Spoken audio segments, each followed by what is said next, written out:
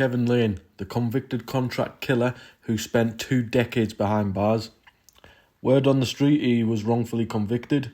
Is this true? Let's discuss this.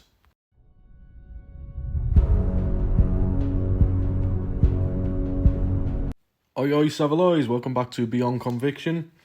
For those now 65 subscribers, I'd just like to say a massive thank you for supporting my channel.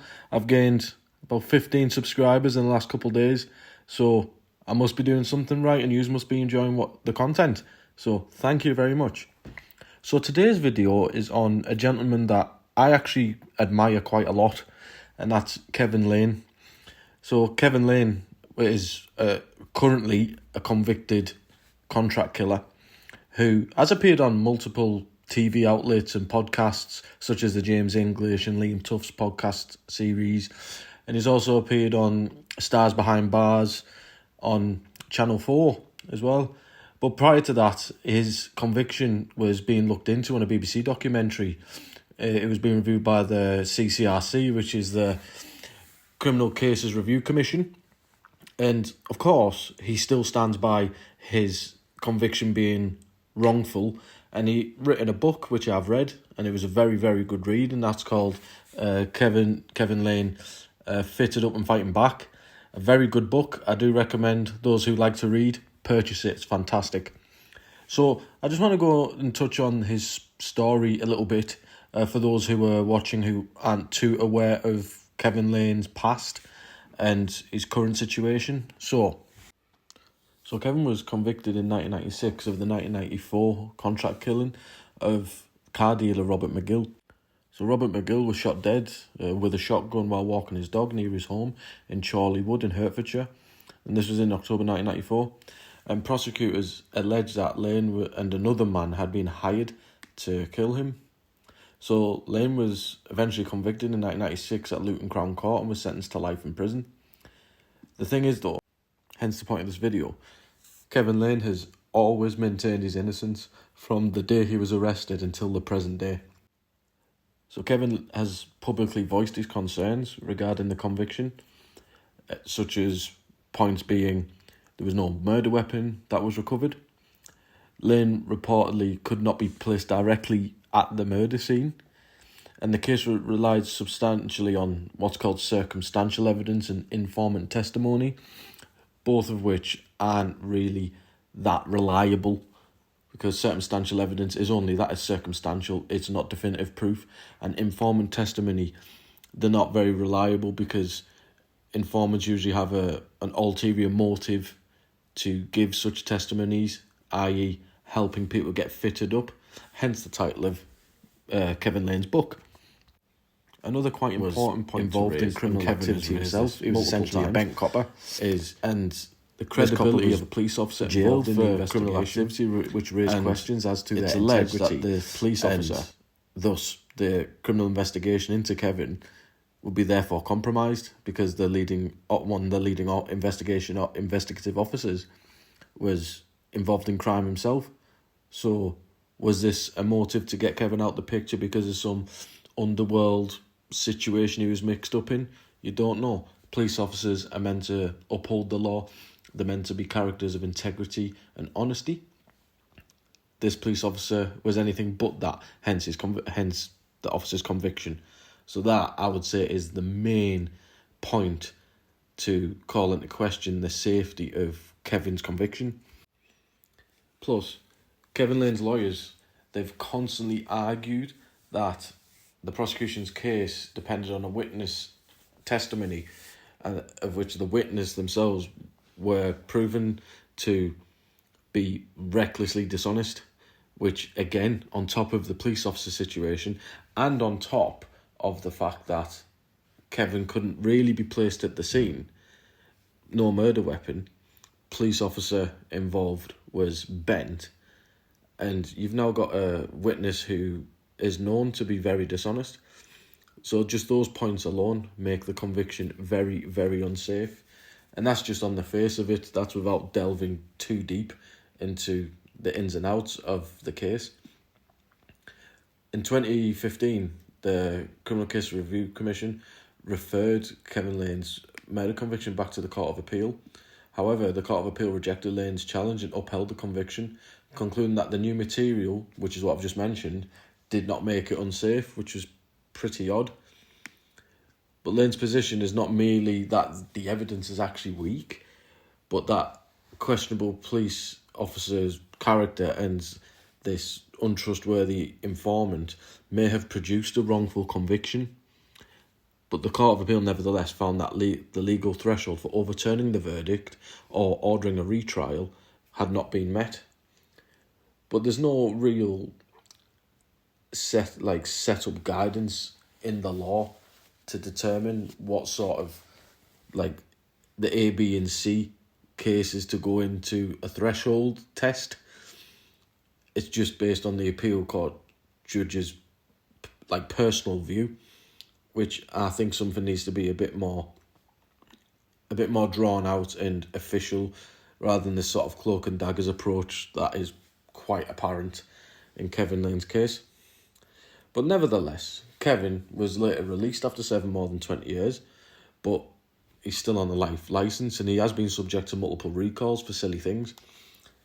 And I think there was a time where him and his former partner, they had an argument and the police got involved because of the argument. And poor Kevin spent months and months and months on recall back to prison. So that's what happens in a life sentence. When you come out after serving your tariff, you're still on licence for the rest of your life because it is a life sentence. If you get recalled back, you have to therefore prove again to the parole board and to probation that you are not a risk. And that could take months, years. They might not even let you out. So unfortunately, Kevin Lane is between a rock and a hard place because he is effectively protesting his innocence, which normally, if you're protesting your innocence, therefore you're not taking part in any rehabilitation activities in prison. The first part of being so-called rehabilitated, in my view, is to accept that you've done wrong. And especially when you're on a life licence, you're dealing with psychiatrists and the face of the bureaucrats and stuff. And if you're not admitting that your conviction is therefore right, and you are certainly guilty of an offence, they won't be in too much rush to let you out or even consider letting you out. So Kevin Lane has obviously done something quite miraculous inside to maintain his innocence and to still be released after 20 years. But the problem being here is Kevin Lane is still under these conditions. If he wants to go abroad, he has to jump through loads of hoops to be allowed to go abroad and jump through hoops when he comes back into the country. That's the nature of the beast with regards to a life sentence. But Kevin Lane is still protesting his innocence. And for the points I've raised regarding the bent copper's character, the funny witness that was proved to be very dishonest, the fact that there was no murder weapon, the fact that Kevin Lane couldn't be fully placed at the scene, bearing in mind there was some DNA that belonged to Kevin, which was in a car that was located at the scene. It was like DNA on like a bag or something. And it didn't prove that he was there at the time of the murder, but it proved that he will have had access to that vehicle at some point, but not driving it, not being in it at the time of the murder. Like I say, just circumstantial evidence. So let's say if you were to buy a car second hand, you don't know who owned that car before you, or the 10 people who owned it before you, if you were to buy a car that has 10 previous owners.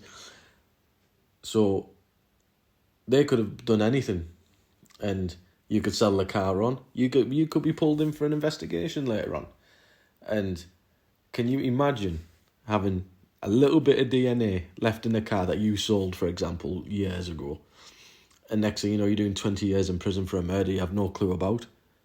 I mean, as it stands now, Mr. Lane is currently convicted of this murder. But imagine if you were innocent, you spent all that time in prison, time with your family and kids that you will not get back. Can you imagine what it would be like? All because you bought a car and sold it and your DNA is somewhat present and you were convicted on that. It's just not. I can't bear thinking about something like that. It's just the injustice, if he is actually innocent, is awful. It really is. But I suppose that since the offence allegedly took place in the 90s, DNA evidence, technologies, CCTV quality, like the tools that police and investigators have to their disposal these days is night and day compared to what was available in the 90s. So if this offence was, committed in, the modern day, would Kevin Lane have been convicted? Maybe not. But if he is innocent, I hope that he gets it overturned and he is compensated, to the hilton for the many years he spent inside and the following years he spent under life licence. But to Kevin's credit, of course, this is why I admire the guy. He's written books. He's a bloody millionaire. He's ran his own businesses. I believe he builds like modular homes for people who can't really afford like real homes. I think he gets like modular homes made abroad, shipped over, and all people have to do is just buy a plot of land, buy a home off Kevin, like a nice home, like really modern, smart, top-notch premises, and it's, thousands and thousands of pounds cheaper. Like, he's seen a gap in the market there and he's absolutely smashing it. He's doing really well. And he's been on the red carpet with like Kerry Katona. He's met the, Tyson Fury and his family, the boxer. I heard that Kevin Lane's a pretty tasty boxer himself, or he was back in the day. So considering he's come off a life sentence and served time in, some of the most high security prisons in the country, and being on the units with a lot of proper head cases in, the dispersal system, in the high security prison estate, he has turned it around, 180 degrees. Even if he was guilty of the offence, if he is guilty, he's certainly put all that behind him, and he's made, a good stab at the rest of his life moving forward, and he's not being involved in such things again. But then again, if he is innocent, I mean, if I was jailed for so long for something I didn't do, I would carry such a hatred and be so bitter. I reckon I probably wouldn't be able to move on from it. It would eat me up. That's what I think. So either way you look at it, Kevin Lane has made an amazing comeback, and he's doing amazingly well. And and from what I've read and from what I've seen on the telly and on podcasts, he's a decent bloke, an honest bloke. He's not fake. He's very, very, what you see is what you get. Top notch geezer. So I wish the best of luck to him, and if he is innocent, like I say, hope this conviction gets turned over ASAP, because he needs to be allowed to move on if he is innocent. That's my view. So, as I always say, guys, share your thoughts in the comments. Do you think he's innocent? Do you think he's guilty? What should the Courts of Appeal, do with regards to Kevin Lane's case? What more needs to be done? Is he getting a fair stab at an appeal? Personally, with the evidence or queries with the evidence to his case, I don't think so. But you are the guys who know more than me. You are the guys who educate me on a daily basis. Let me know. Let me know your thoughts on the Kevin Lane case. Thank you, guys. Thanks for listening. If you haven't subscribed already and you like this sort of thing, then yeah, subscribe to me and you'll be notified of any videos moving forward. So yeah, thank you very much. Peace and love.